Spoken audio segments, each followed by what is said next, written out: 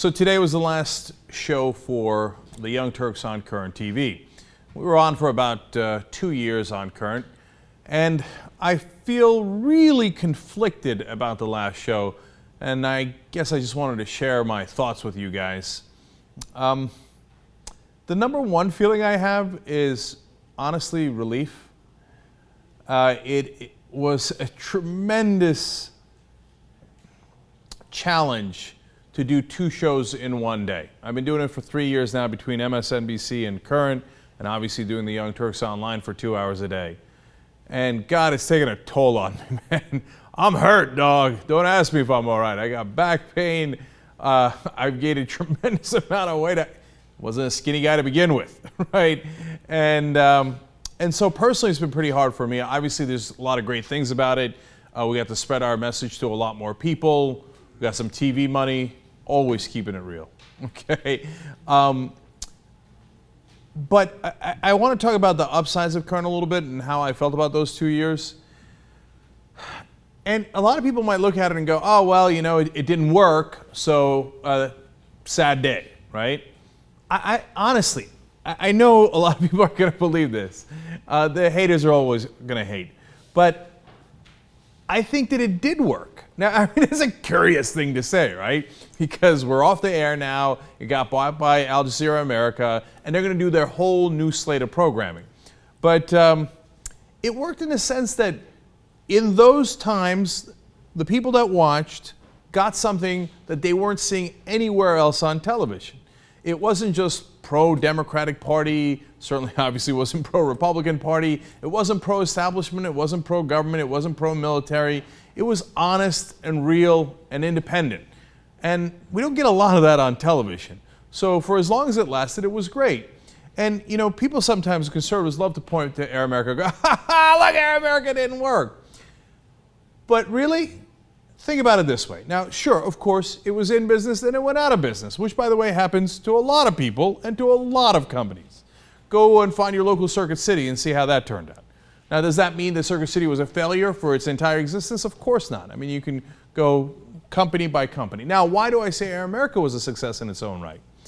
Well, first of all, what people don't talk about is that ratings-wise, on small market, in small stations in the big markets, actually, a lot of the programming had caught conservative talk. Tom Hartman caught Rush Limbaugh in ratings.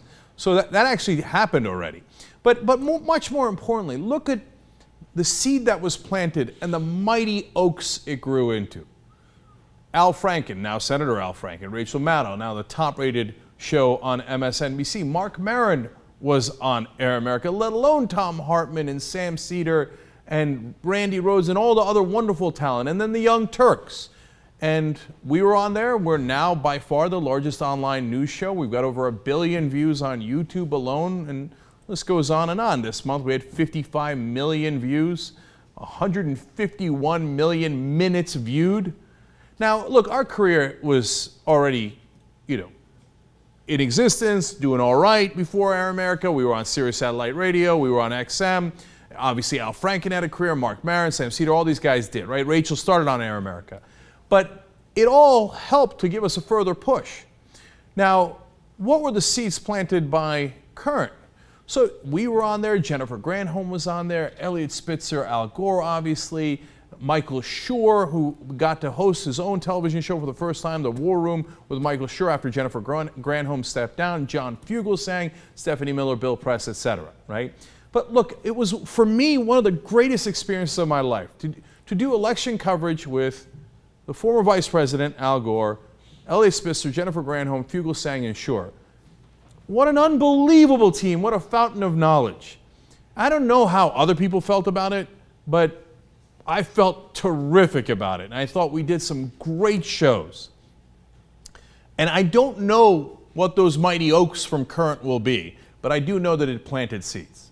And I know that we had a great run where we got to try so many different things on television that nobody else got to do. And I feel terrific about it. And finally, I have to be honest, and I actually feel really bad saying this in a lot of ways, but I'm happy that we're now moving on. And I feel bad saying that because we work with some great producers and great guys behind the scenes on the Young Turks on Current. And so I feel bad, I feel guilty saying that I'm happy to be moving on. But the reality is, both for personal reasons that I explained earlier, and also for the purposes of moving on to what I call total media domination.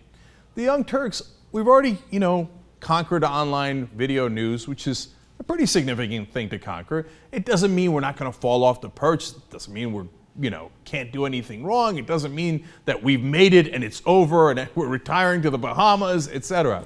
But there's so much more to do. And I can't wait to give all my time and energy to it. Now, it doesn't mean that the Young Turks aren't going to do other productions, that I'm never going to be on TV as a guest, contributor, host, whatever it might be. We're going to do so many deals, some online, some on TV, some in ways that you couldn't possibly imagine today. But overall, to build this machine that's already doing so well online and to crush everything in our path, well, that's what I live for. I can't wait for TYT to send their regards to the mainstream media. They're already beginning to reel. They lose viewers every single day. We gain viewers every single day.